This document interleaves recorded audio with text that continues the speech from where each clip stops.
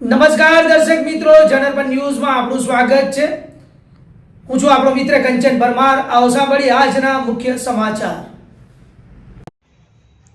વડોદરા શહેરના અજવા રોડ પાસે આવેલી રોયલ સ્કૂલની વિદ્યાર્થીની સાથે બન્યો છેડતીનો બનાવ। ધોરણ 8માં અભ્યાસ કરતી વિદ્યાર્થીનીને શાળામાં જ અભ્યાસ કરતા વિદ્યાર્થીના પેરેન્ટ્સ દ્વારા કરવામાં આવી છેડતી। વિદ્યાર્થીનીએ વાલી તેમજ શિક્ષકોને જાણ કરતા ઘટનાની સમગ્ર જાણ શાળાના અધિકારીઓને થઈ।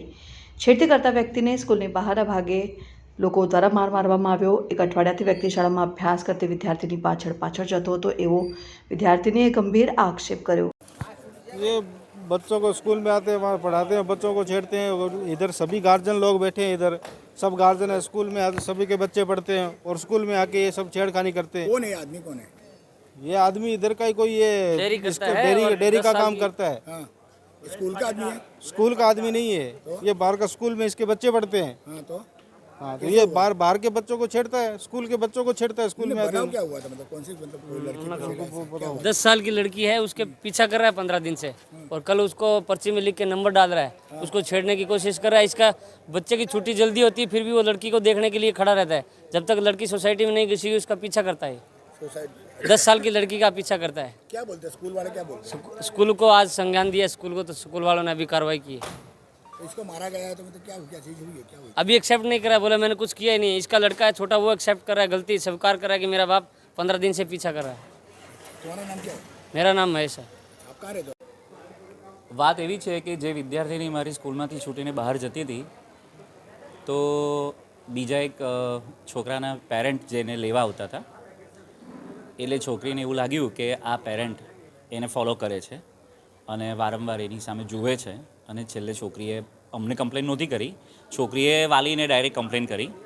એટલે ત્યાં સુધી અમને કંઈ ખબર નહોતી અને પછી જ્યારે વાલીને કમ્પ્લેન કરી તો બીજા દિવસે વાલી બધા ભેગા થયા અને પેલા ભાઈ એમના છોકરાને લેવા આવ્યા ત્યારે એ લોકોએ અંદર ઝપાઝપી કરી, થોડી વધારે વાત થઈ। પછી વાલી લોકો બધા અંદર આવ્યા અને અમને કીધું એ પેરેન્ટને બોલાવો। તો હવે એ પેરેન્ટને અમે બોલાવ્યા પણ એમણે ફોન નહીં ઉપાડ્યો, એટલે પછી અમે એમને એડ્રેસ બી આપ્યું કે ભાઈ આ એડ્રેસ છે। એટલે હવે એ લોકો પછી ત્યાં ગયા અને એમણે એમની સાથે થોડી એ લોકોને વધારે મારામારી થઈ, વધારે પ્રશ્ન થયો અને અહીંયા મોટું ટોળું થઈ ગયું। એટલે મેં પોલીસ સ્ટેશનમાં ફોન કરીને પોલીસને બોલાવી। ઘટના શાળાની અંદર બનેલી નથી, વિદ્યાર્થીની શાળાની, વાલી બી શાળાનો છે, આ શાળાના જ છે, બધું એક્સેપ્ટ કરવાની જ છે વાત છે। એમાં ક્યાં હવે તો કોઈ બી હોઈ શકે। વિદ્યાર્થીની એ મારે પૂછવું પડશે, કયા ધોરણમાં છે? 8મા ધોરણમાં છે। શું લાગે છે તમને શાળાની અંદર વિદ્યાર્થીની સાથે આવી છેડછાડનો બનાવ? નહીં, શાળાની અંદર નહીં, શાળાની બહાર બનેલી। શાળાની વિદ્યાર્થીની સાથે? હા, શાળાની વિદ્યાર્થીની સાથે આજે બનાવ બને બહુ ખોટો છે, ના જ બનવો જોઈએ।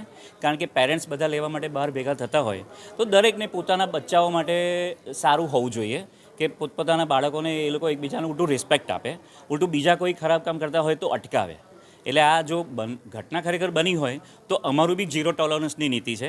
અમે પણ જો આ ઘટના પ્રૂવ થશે કે પેલા વાલીએ ખોટું કામ કર્યું છે તો અમે એમના બાળકોને શાળામાં નહીં રાખીએ, પણ એ અમારા જે સુપિરિયર્સ છે એ લોકોની અમે મંજૂરી લઈને। ઈજાગ્રસ્ત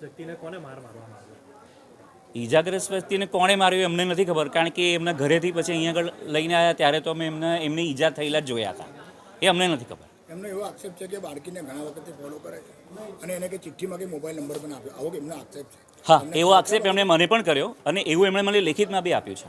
કેટલા દિવસ પહેલાં તમને આ જાણ કરી છે? મને તો હમણાં જ જાણ થઈ, દિવસ નહીં કલાક બોલો, હમણાં જ જાણ થઈ? હમણાં જ, એના પહેલાં તમને ખબર જ નથી? કશી જ નહીં। વાલીએ અમને કોઈ કમ્પ્લેન બી નથી કરી।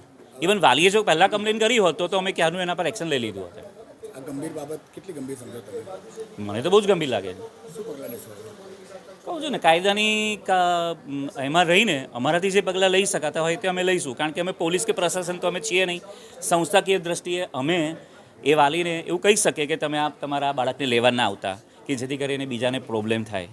અને પેલા વાલીને એવું થતું હોય કે ભાઈ આ વાલીને તમે અહીંયા સ્કૂલમાંથી એમના છોકરાઓને ના કરતા, તો એ અમારે ઉપરથી મંજૂરી લઈને પછી એવા પગલાં લેવા પડે, કારણ કે કોઈ વાલીની ભૂલની સજા કોઈ બાળકને કેવી રીતે આપી એ બી એક પ્રશ્ન છે। એટલે આ બધા પ્રશ્નો કેવા છે કે એકદમ બધા ડિસિઝન આપણે ના લઈ શકાય, કારણ કે આપણે કંઈ ભગવાન બી નથી એમ। ભાવેશ ભટ્ટ।